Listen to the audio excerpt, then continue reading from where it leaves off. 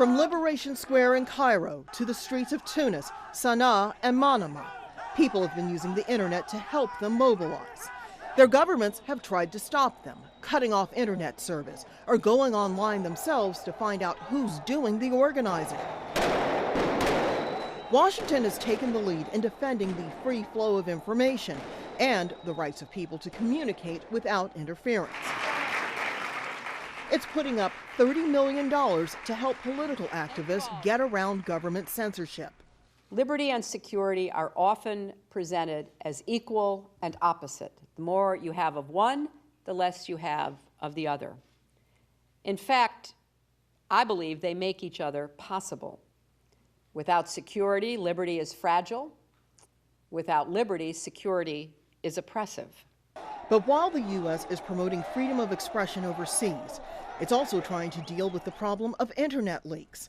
Its lawyers are now in court, trying to obtain the Twitter files of 5 people connected to the so-called Cablegate case, the massive leak of U.S. diplomatic secrets that began late last year. Washington is trying to build a legal case against Julian Assange and suspected leaker Bradley Manning. To do it, they want their Twitter records as well as those of 3 other people, including an Icelandic legislator.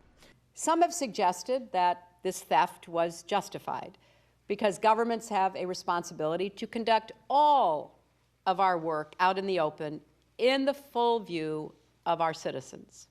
I respectfully disagree. So, is the U.S. government being hypocritical, promoting social networks while at the same time using the courts to get information about those who use them? Washington would say no. Freedom of speech is fine, even on Twitter, unless someone breaks the law. Because it doesn't matter whether people used Twitter or the telephone to talk to each other, if they're revealing secrets, then government has a right and a responsibility to act. Of course, free speech advocates such as the American Civil Liberties Union disagree.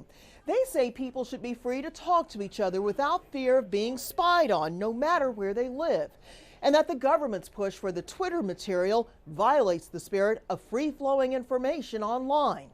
Ultimately, the dispute will come down to a judge's ruling, the first of many as Washington tries to build its WikiLeaks case.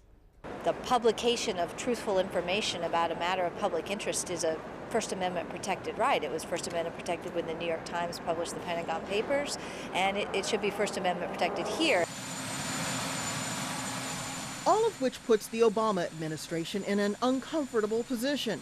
It's a big fan of Twitter and uses it more and more, but it's also one of the main ways that government secrets now get shared. And once they're out, they're out. Rosiland, Al Jazeera, Washington.